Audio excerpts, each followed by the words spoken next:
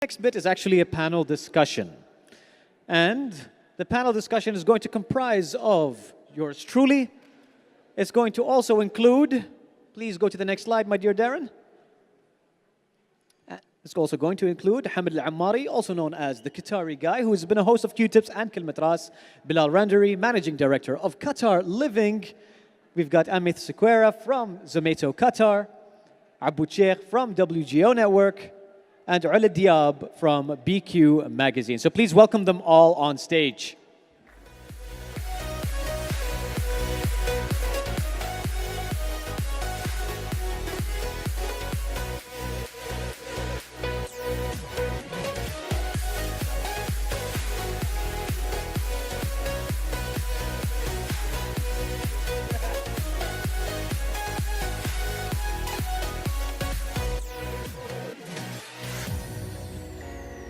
All right. So who's missing? We're missing Ula. There's Ula. And Aboud. All right. So we'll move over. And so we got a number of things that we wanted to talk about. And actually, we're just going to leave it to maybe just two quick questions. We'll try to keep the answers as short as possible and then give the audience an opportunity to ask us anything if they want. Does that sound good? Yeah? Okay. So really quickly, if you want to go around, just quickly introduce yourself and about your organization. Sure. All right. Before I start, how many of you all know how many restaurants are there in Doha? Any wild guess? How many restaurants are there in Doha? Too many. There's about 3,690. Right. How many? Not enough. Not enough. There's actually 3,690, and Zomato covers all of them. So what we essentially do is list every restaurant with their menus, their pictures, their map location, anything you want under the sun in the city so that you can have a good meal. And that's what we do. So that's Zomato for you. Good evening. I'm Hamid Al-Ammari. I'm a comedian, writer, football fan. I like to produce content online, and I'm just a dude, I guess. He's a dude. That's it, really. That's all right. That's all I have to say about myself. I'm a collaborator. That's what I do. And can I ask if we can get people to come back inside, if that's possible? Thank you. All right. So if he's the dude, you're the brew. Yeah. Is this working? It is working. Okay. Is this thing on? Can you guys hear me? Might need to put the volume up a little bit on his microphone, please. Okay, I'll just... Yeah? That's better. Thank you, Samit. My name is Bilal. I've been in Doha since 2010. I came here to join Al Jazeera. I was there for 4 years. And then I took over Qatar Living 4 years ago. Qatar Living, most of you know, is either a classifieds website or a forum or community platform. It's been changing over the years, but alhamdulillah, we're still going strong. In between, I did a bit of stand-up comedy. Actually, the last gig I did was... That's how I met you. Yes, that was. That's how I met you. Yes. Wow, that was a small place. The last show I did was 2 years ago when my daughter was born. I haven't been on stage since, but trust me, I have a ton of new material to try out someday. Is it because after your daughter's been born that you came up with the material, or? Yeah, I'm the content of this new material that my daughter's been developing on me. Awesome. So thanks. Assalamu alaikum. Can you hear me? Okay. I'm Ula Diab. I'm the digital media executive at Gulfstar Group, which is the publisher of BQ Magazine and BQ Plus. Who's familiar with any of these magazines? Okay, a good number. Yeah, that's it for me. All right, so my question is, oh, by the way, just to introduce myself, Khalifa Al-Haroun, also known as Mr. Q, your friendly neighborhood Qatari. I'm the founder of the iLoveQatar Network. And also, I have a separate social page, which is called Raqami TV, which has now become the world's second biggest Arabic tech channel. And we've just actually, as of today, passed 2 million subscribers and followers. Yeah. Mabruk. Thanks. So the question that I have for all of you to share with all these people over here is, what are some of the learnings that you've had, to get to the success level that you have today, and creating content? So you could share any learning that you want to share. Who wants to go first? You want to go first? Yeah. So the way we see content is basically, we started asking ourselves, what do we want to show people? That was the first question, but then we turned around and said, you know what? We need to ask ourselves, what do people want to see? And a typical user goes through, if I may, 4 levels of micro moments. There is a I want to know moment, where people really want to know where they want to go. There's the I want to do moment. There's a I want to go moment, and there's a I want to buy moment, right? And if you're able to hold your user within this ecosystem, you've done the job, right? And that's pretty much essentially what we are trying to do, and that's the biggest learning that we've had within the F&B network itself. Okay. Hamid, over to you. So just as creating content, I've been doing it since 2011, and the biggest thing that I learned is to just not care, to be honest, about what people think. Because one, you can't please everyone. And two, the more I do me, the more followers or the more interest I get that is real. So if you want real engagement and real worth of your content, it's more of an intrinsic process rather than putting things out that you think will get the most attention. I mean, my thing is just keep true to yourself and create the content which you could best relate to, or it comes from a deep, dark place inside you. And if you could share that with people and not veer off of that because someone said they don't like you or someone said they think you're worthless or whatever it is, you'll get that. I get that almost a daily basis, but it doesn't bother me anymore. It did at the start, but once you overcome that, you just keep creating the content that you do, and one day you'll get your... Yeah, just be yourself. Thank you for summing up my long spiel. Thank you. Over to you, Bilal. Thanks. So, I mean, content is very broad as a topic, but I will just reiterate what both these guys said, which is spot on. The one bit I would add is that in the age of the internet, and I mean, we've seen this time and time again, things change. Things change on a daily basis, on a weekly basis, on a monthly basis. As long as you're having fun doing what it is that you're doing, that's the main thing. Because if you're going to be too honed onto a specific format of a specific style, trying to perfect it, things will change and move on before you reach that, and then you're going to get left behind. From us specifically, I can say as a company, as a brand, it's not about the individual. It's not about what you are doing. It's about what the team can put together and taking input from all layers. So, from the guy, like in Qatar Living, like I've been there the longest, but what I say doesn't, I mean, my team is here somewhere, you can ask them. What I say is not what goes. It's whoever's in the room when we're discussing something, who makes the best case for something, is what we're going to go with. So, yeah, I mean, you make mistakes, you learn, but largely I see that format as being one that would, especially if you're looking from a business point of view, really work. Because especially in the region, we often overlook, we think the most inexperienced is their views are not going to be as important. But when it comes to content and the internet, that's certainly not the case. Thank you for sharing. Well, I think I have to point out that over here on this panel, I'm the only one, BQ is the only print magazine. And the truth is that print magazines make a big percentage of the local media here. And there's quite a big difference between print media and online, which is a lot of you were born online and a lot of us were in the print. And currently now, the big issue here is how do we transition from print to online? And that then is where we talk about content, because print content is very different from online content. So that's kind of what we're looking at now, and how to move on from print to online. So I guess from my point of view, the learning that I had is, number one, I always did what it was that I enjoyed doing, and I never chased the money.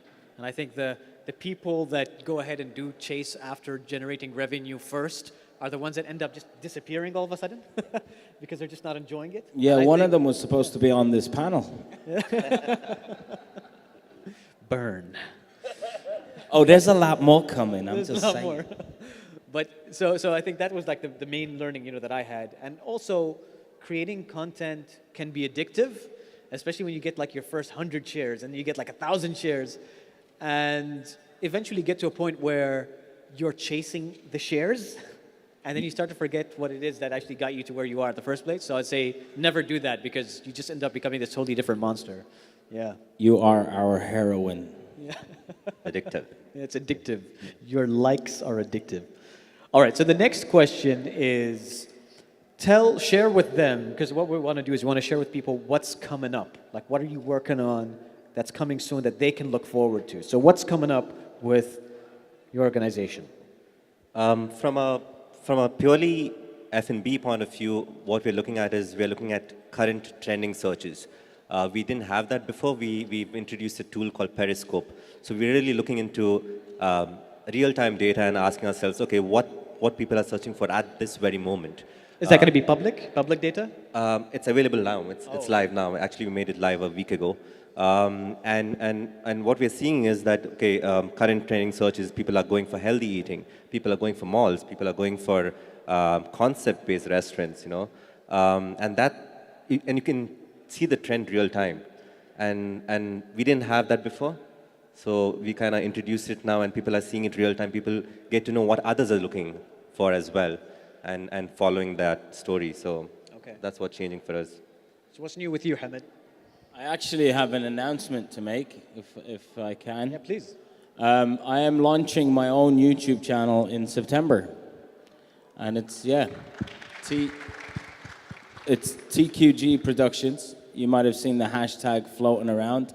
But my main focus is not by putting my face on my channel, more so of me producing more content. So what I'm looking for is people with ideas and characters who believe that they have something to offer. And I want to collaborate with you and potentially produce your content and make it live on TQG Productions. So I'm in the market looking for content creators. Please do get in touch. I do have 6 projects that will be launched with the launch of the YouTube channel, and it's open to all languages and communities. I'm just interested in the format, and I want to produce that and collaborate with anyone in this country. Is this your hiring post? No, I'm not hiring. There's no money. We will make money together. All right, there's a little bit of money. Show me the money. It's not a lot of money, okay? But we will make a lot of money together. But like Khalifa said, it's not all about the money. No, but having said that, I mean, just to let people know, when you create content online, it's not like in the US where anybody can go and make money, very easily, especially on YouTube. Here, you get paid a fraction of what you get paid anywhere else. But where there is money is in all of the extra things that you can do that come as a result of the content that you've created. Yeah. So, for example, I in 2011, I started doing stand-up comedy. I got my first check in 2013. And that's when I knew I was actually, oh, wow, yay, I can do this. But from 2011 to 2013, I was knocking on events companies' doors saying, please, can I do 5 minutes of stand-up at your event for free? And that's the stuff that people don't want to listen to. So I'm hoping that I can give that chance to people who want to create YouTube content and just don't know where to start or don't know whether to or how. But I'm building this platform and hopefully we can collaborate. And if you come to me for the money, that's not going to happen. I want ideas and I have certain formats in my head that I want to share and make public, and that's what TQG Productions is all about. So what's new with Qatar Living? What's new with Qatar Living? So at the moment, we're trying to get into the video content space. We were a bit late into the game. Yes, you were. Yes, we were. And I have a huge bone to pick with you about that, sir. Yes. Okay. But we're making some progress now. The next big thing for us is going to be Arabic because, I mean, as you've said yourself many times before, when it comes to Arabic content, there is definitely not enough, and especially quality content. And for that, I guess also, to tie in with your last point, it's about what we need to do, and we've been talking about this since I took over Qatar Living 4 years ago, the need to collaborate. I mean, it was a lot harder when I was a one-man show. Now, as we both have growing teams, I'm going to reiterate in a public platform that we're open to collaborate with anyone and everyone. I think the past few weeks have really shown how effective, and the earlier panels went into it in depth, but how important collaboration is. And expats, Qataris, we're all living together, so we need to live together. Can I just also add to your point? 0.03% of all information online is Arabic. 0.03%. And whenever Hamid and I have ever created video content, and sometimes we've done unboxings in both English and in Arabic, the same content. For the Arabic videos, we get 3 to 5 times more views than the English videos. So yes, we feel like we want to join, but it's a very crowded market, when you create English content. So it's great to see more Arabic content. Yeah. Yeah, and so the demand is there, but it's not just about the demand. It's about doing the content and making sure that what you're putting out is quality, and people do appreciate the quality, even if it doesn't seem so at first. Yeah, cool. And what's new with BQ?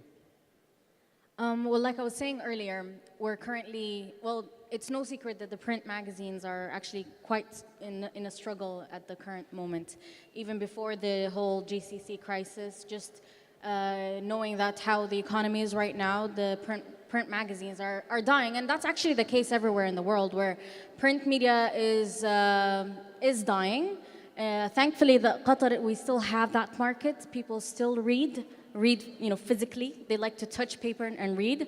But saying that, the truth is it's also dying. So our next step is what you've all beat us to, is going online and taking what we already have, moving it online, and trying to create space and a following on there. I'll also say that Gulf Star Publishing is also coming out with a sports magazine towards the end of the year. SQ, which is like BQ Business in Qatar, BQ Plus, and soon we'll have Sports in Qatar. Excellent. So I guess from my side, just to share from ILQ, we have an app coming up. We have a huge update to our website. We've been working with a lot of big YouTubers recently, and I'm going to talk about that later on today to see how you guys can all get involved with that. And so we just want to work more closely, and I guess this is my commitment to all of you people in the panel, work more closely with you all. Because I think at the end of the day, let me know, what do you think? Isn't it nice to see all of these logos together rather than separate? It's nice, right? Yeah. So I think that's one of the main things, that we're going to be focusing on the next couple of months.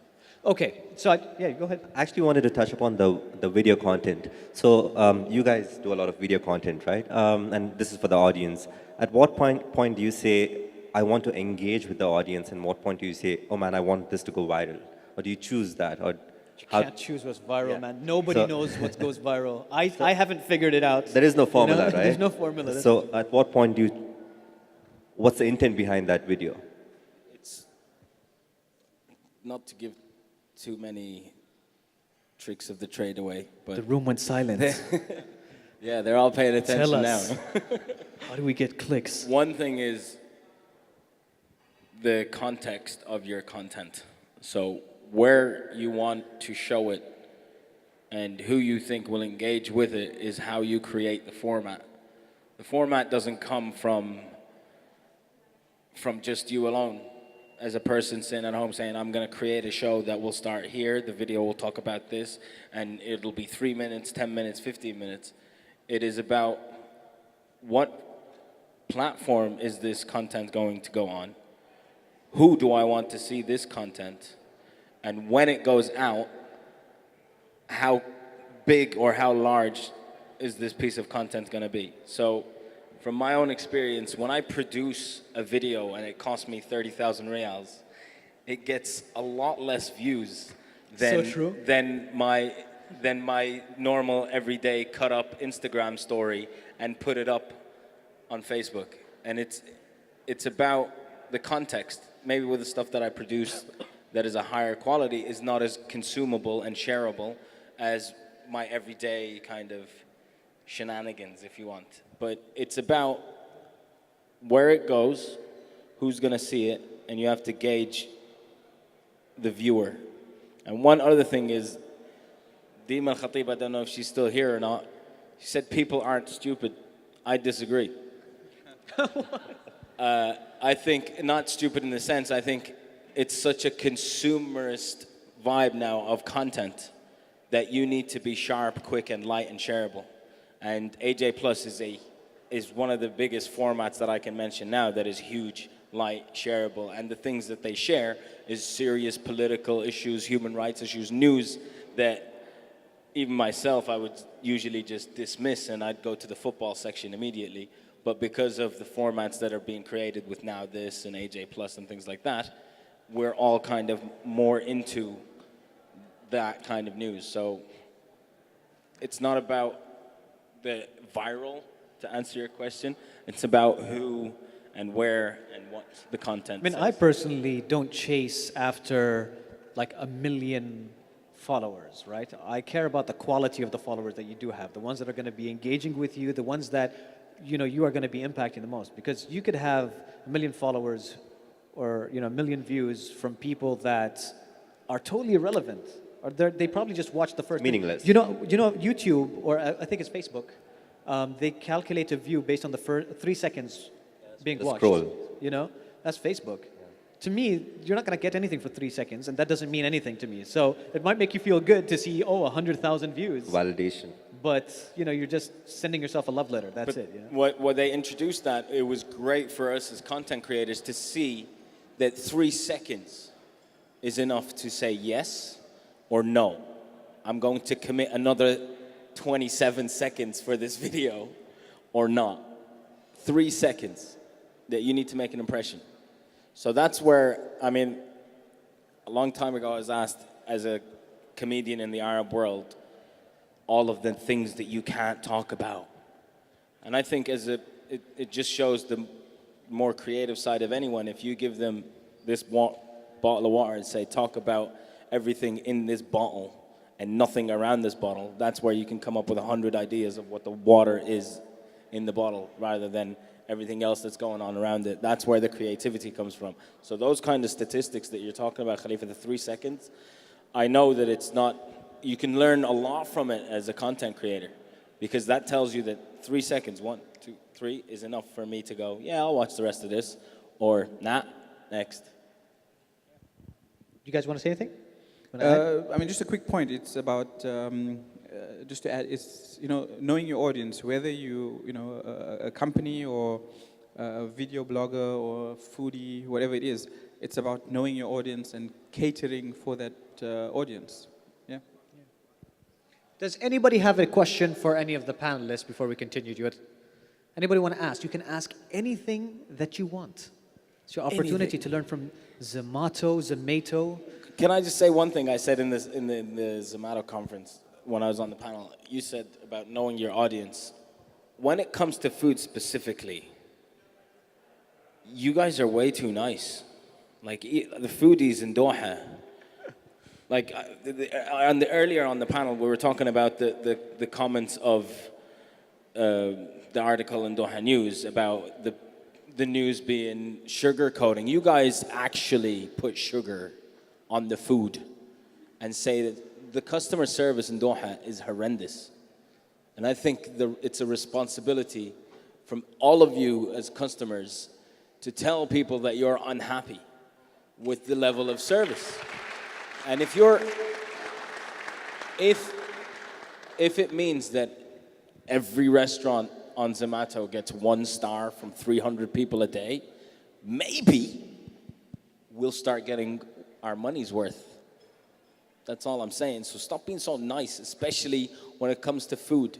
Because I'm hungry, I like food, and I look at Zomato and I go, ooh. Ahmed is hungry. They gave them 5 stars. Everyone just gives 5 stars. You know what it's like, 5 stars? Like 5. There's hotels that have been dying to get them for years and are still at 4.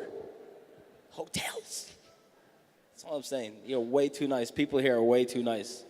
If the food is not nice, just say it's not nice. That's all I'm saying.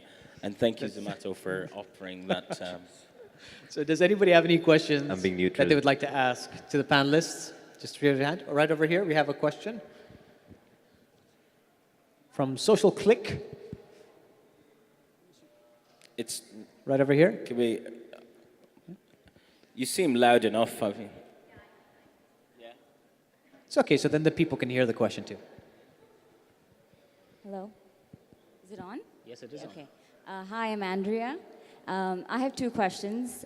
Firstly, what's your take on paid versus organic advertising on social media? And secondly, should we delegate our social media account management to interns? Interns. Yes. Do you guys, anybody? Go for it. Okay, so when it comes to social versus paid, whether you do it or not, I think it boils down to strategy. But the reality is, this is somebody else's platform. Your strategy will have to keep on changing. Every time Facebook changes the algorithm or YouTube, does something, it's going to affect you. So I don't think it's a one-off decision to make. It's how are things working now? How do we plan our content, our strategy? It should react to that because at the end of the day, it is somebody else's platform. And when it comes to interns, I think this is a very old discussion, and there's a lot that's been said on it. My point earlier, I think, stands is that whatever it is that you're doing, I mean, most of the companies now are social media companies or media companies. It's not only about what you rely on the interns to do, but if you have a proper strategy and good way of planning your output and pushing it out, the interns should have input that you take seriously and also be given a certain level of freedom. But we've seen the big mistakes in the past where someone managing a big account either tweets the wrong thing at the wrong time or has an inappropriate reaction. I think there was actually, I don't know if there was an intern, and maybe I shouldn't go further, but you may know what I'm talking about. There was, when the crisis started, an important person with a lot of followers, something that wasn't supposed to go out went out. Knowing nothing, absolutely zero about the incident, my guess is that an intern decided to push something out, which was very quickly caught and deleted. So, it's, as a company especially, you need to be aware of that. I personally have no objection towards, having to boost your content now and then. I see it as getting the ball rolling sometimes. And as you rightly said, when you're on somebody else's platform, whether it's on Facebook or YouTube, sadly, the way that it works is that even if you have 100,000 followers, it doesn't mean that your content is going to be shown to those 100,000 people. And their business model is pay us and we'll make sure that they see it. And so while I don't like having to pay, sometimes just simply boosting a little bit is worth it. Like if I had a video, for example, when we do Q-tips, we won't boost Q-tips for thousands and thousands of riyals. We'll boost it for a very tiny amount, again, just to help give it that push. And if it catches on, then it catches on organically. So that's the way that I see it. And as for hiring interns, honestly, personally, I don't care how old you are. I don't care how much experience you have. What I care about is something that I learned a long time ago, which is TEV, capital T, small e, capital V. It stands for talent, experience, and values. And so when anybody ever joins an organization, if you've got a T and a capital V, you stand aligned with my values as a company, and you've got great talent, that's great. Because I just feel like when we talk about interns, people talk about them, again, to use a word we've been using quite often, is that they're stupid. And they're not stupid. You wouldn't have given that intern an opportunity unless you saw something in that person. And should they be managing a social media account? I think that depends on your whole organizational strategy. Personally, I would train that person to make sure that they can do the right thing. So, yeah, that's my point of view. Yeah. Do you have any? I'll add to that. We personally do take a lot of interns in, or we're actually open to that. I'm going to speak as a person who has interned before. I actually graduated from Northwestern University. And as I was trying to look for internships, I have to say it's quite a struggle in Qatar. You don't have a lot of people, companies that are open to taking in interns, which is a huge mistake in Qatar because you have a lot of good schools here, and these students actually know a lot more than just the basics. They're not there to just get you coffee or get you, send them on errands and things like that. They have skills that they can actually put into use. And here you have that situation where there's trust issues. You have to trust that there is a good education system here. And once somebody comes in to say, I would like to use my skills and put them into practice in your company, you should be open to that. And like Khalifa said, I was going to call him Hamid. Like Khalifa said, I like that name too. You do have to look at, give them about a month maybe of training, and then once you trust them, why not give them a social media account? I've done it before. I don't see where the problem is. But yes, it's a very important topic, and I think definitely more companies should be open into bringing in interns. And now, if we're talking about social media companies and media companies, every day there's something new. It's changing every day. And I would trust someone who's 5 years younger than I am to do my job because they're more up to date to what's going on than I am. And it is also about, it is about age at times. So yeah, do that. Do you want to add in? My thing with the interns is there's two sides. The company should not see them as an intern. They should see them as an employee. Because if they don't, then they're not going to learn. The other thing is an intern should not value himself as just an intern. You don't go into a company saying, no, I'm just an intern, give me something to do. That's where your talent will come. If you come in as just the intern and prove that you are valuable and that you are talented, the experience will come much quicker and your trust will build much quicker.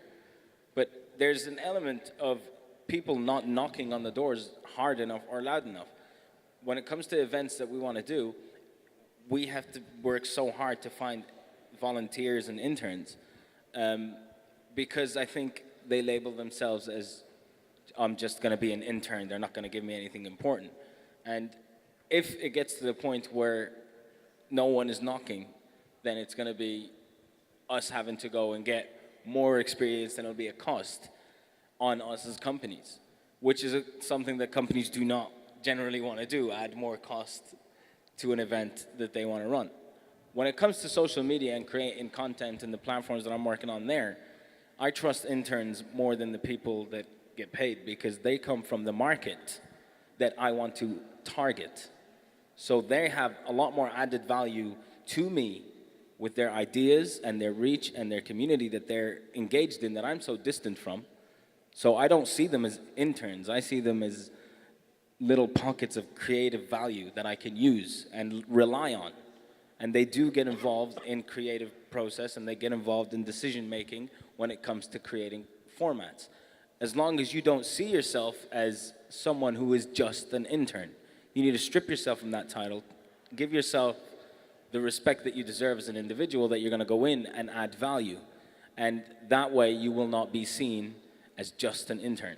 So go in, add with the experience, with the way that you're going to add value, and then say, listen, notice me, I'm here, I'm going to add the value, and then you're not just an intern. Although, if you get 3, it's always nice to have one of them get you coffee. That's all I'm saying. I think there's a whole movie called The Intern. Yeah, with you guys should Robert watch De Niro, it, yeah. right? It was a really good one. No, that was a Robert good one. De Niro, yeah. I was thinking of the Google Anne one. Hathaway, Robert De Niro. Yeah, was a good beautiful. one. I didn't like it. I liked it. This is the type of arguments we have on the Q-tip set. All right, does anybody else have a question that would like to ask? Sorry? When is the new season starting? Oh, Oh, that's the announcement. good question. So when is the new season starting? Well, we're on season 4 soon. That's all I'm saying.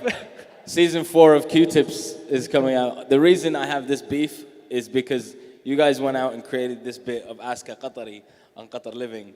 And this is, all right, you get first, okay, you get to see him being, let me ask you, where did the idea come from? I have no idea. Not 3 seasons of Q-Tips. That's where they didn't get it from there. So, no, so I can get you the answer. I saw the video when it was up on Facebook. Okay, two, Right. are you happy with the video? I'm very happy with the video. Everything in it, you're very, very happy with it? As No. production, as answering, as way, as delivery, as method, as format, everything, you're 100%. No. I'm very happy with the video because the video is 10 times better than the video that went out a week before that. And the video that him and the content team is going to push out next week is going to be 10 times better than the video they pushed out this week. So I'll wait on you to give me the answer of where the idea came from then. So, I mean, as I said, I have no clue because I didn't see the video until it went up on Facebook myself. And there's a reason for that. Was back in the day when I was involved hands-on with the content, yes, there were issues like this that could have been avoided, but there were other issues that we faced, of that me, the boss, sitting with my team, dictating what it is that they should do, how they should do it, and it was good to an extent, but that was the big flaw, and this is the point I made here, is that the one lesson I learned from the mistake that I made was being too demanding or too overpowering when it came to influencing the content that the team at Qatar Living was doing. The strategy now for me specifically is to I step back, I leave you guys. Some of them are interns. In fact, half the video team that we have now are interns. We discuss ideas, broad ideas, and then I leave them. And in 3 weeks' time or in 2 months' time, when we have to sit down together, I'll give them feedback. If you can summarize the feedback after the panel specifically, I'll be happy to take it back to them. And so can I just share from my point of view, from an I Love Qatar point of view, my goal has always been to, we've talked about this many times before, it's like how can we work together, how can we collaborate, how can we support each other, support each other's strengths, more than anything. So my stance has never changed, Danny. So just wanted to. I will offer my production services for you if you want better quality videos on Qatar Living. Does anybody have a question? I don't know if we can afford they would like you. to ask? No? Hey. Yes? Oh, over here? White shirt? Okay, let me drive the same discussion a bit further into two questions. First question is, you are 5 or 6 of the biggest social media networks in Qatar. How driven are you when you see each other's content? So for example, for a wild example, Hamad sees a content that Bilal pushed out. Hamad says, oh no, I have to drive like 3 weeks working non-stop until I provide better content. That's the first question. Does this ever... I think he's doing that to my content rather than me doing it. I may have used the wrong example. I'm not arguing.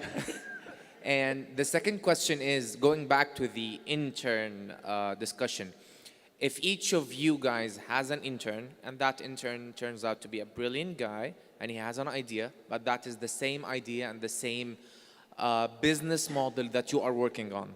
I'll try to exempt Zomato from this question because they're a bit bigger than Qatar. How willing are you to push this intern forward or hold him back? I don't think you're going to be successful in holding anyone back and letting them into your house and holding them back. So it depends. If I want to bring people to just do stuff for me and just rely on their skills, their salaries. Do you give them a salary and you give them a job description, they sign a contract, done. That's not what we're doing in the world of content creation. As I said before, I value the interns more because of their ideas, their reach, and if their ideas are valuable, they will definitely get produced. I'm betting on that. I'm creating my own channel for that. I want these people to come and knock on the door and say, hey, can you please, I have this idea, can we work together on it? I don't think there is any purpose of blocking down or, it's a creative world. There's no such thing as a bad idea, right? But if you have 1 million in one day, you'll get a lot better content out there. So whether it comes from the intern or the boss, it's something that can be put out. There's no point of dumbing it down and saying, oh, that's no, I'm not going to let you do that. You're my employee, you can't do that. No, you should invest in it if it's a good idea and if it's a good format. If it's something that is a format that already exists, that's where the experience would come in and say, all right, we have to tweak it and see how we could benefit from it. But if you can't steal someone else's work and say that it's our original content. But that's another debate about something being an original idea or not. So. You guys want to go ahead? Can I ask you to repeat your first question? The first question was, how devoted are you when you see your competition create content? Do you go out and plan ahead of their content? Do you compete with their content? Or do you just carry on doing what you're doing? I think carry on doing what I'm doing. But let me just say something. We do have a lot of... So when Sheikh Saif was here, what I wanted to ask him was, we have a problem with access of information in Doha, a huge problem. So a lot of times when something happens, something in Qatar, and you want to get that information from the government, let's say, or somebody official, it takes a long time to get that access. And right now, everything is about getting information instantly.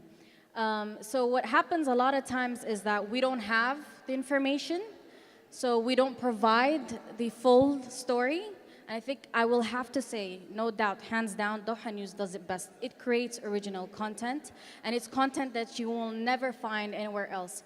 A lot of us do overlap, because a lot of the information we get is from press releases, and then obviously a lot of us take it from there and want to make it our own. But you do a lot of times, and you can never point one out except Doha News. Everybody at some point is doing what everybody else is doing, and that's the major issue with all of us here. Yeah? Can I ask you a question? Yeah. What kind of content are you talking about? Everything from events. We're talking about business. When you're saying, because you're talking about Sheikh Saif and the government, and then you talk Doha News, and then I'm confused. So which are you talking about? A specific? Because you're saying you have no information, right?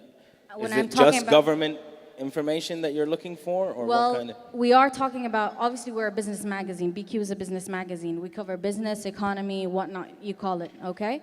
So when you're talking about access to information and we're talking about business and economy, most of the information, where are we gonna get this from?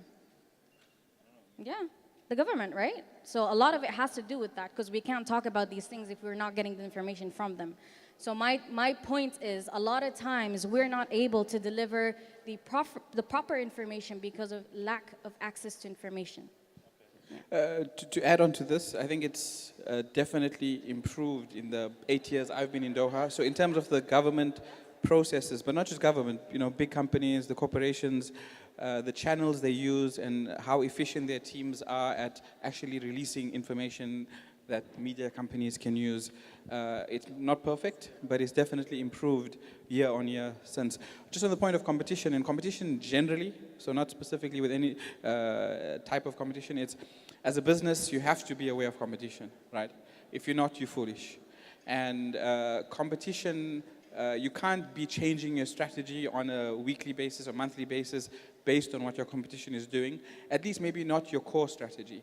There's things on the periphery, in the case of, for us, video, that is not core to our business, which is why I delegated to a team.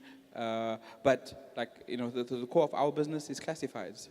I need to know what every classified business in the country, in the region, and in the world are doing, both to learn from them / copy them, but also to see where the trends are going. Because, as I said when I first started, this is the internet age. If you're going to be stuck with a model that, yes, is working for you, but if you're not aware that by next month that model could have changed and it's broken, and you're going to be sitting with a website that's dead, it's a real risk and a real danger you need to be aware of as a business. So I share the same mentality, which is like, I am aware of what's going on online, but I do have my own vision. I do know what I want the ILQ network to focus on. And I think in most cases, I'm always trying to think of the next thing to do within that same topic before someone else can do it, so that if somebody did copy what I was doing, then I've already moved on. But it doesn't affect me if somebody else is doing what I'm doing.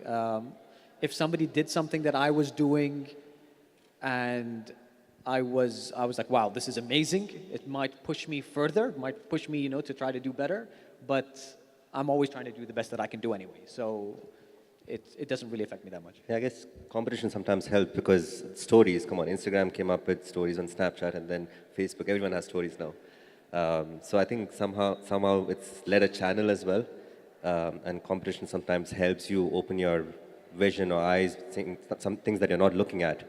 It's not always good to shut down and say that, no, they're doing shit and we know what we're doing. So it's helped us in some way in some of our markets that we are in. So yeah. One thing about competition. And this is the final comment, and then we have to wrap things up. Yep. Okay. One thing about competition.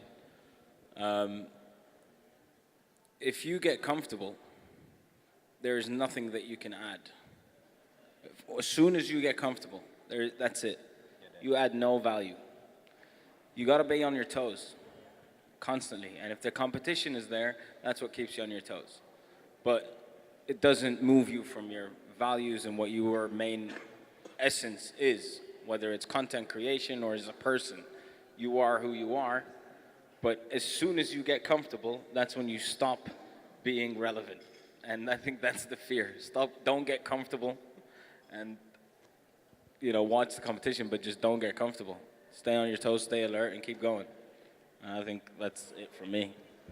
All right, so thank you very much to all of our panelists. Thank you.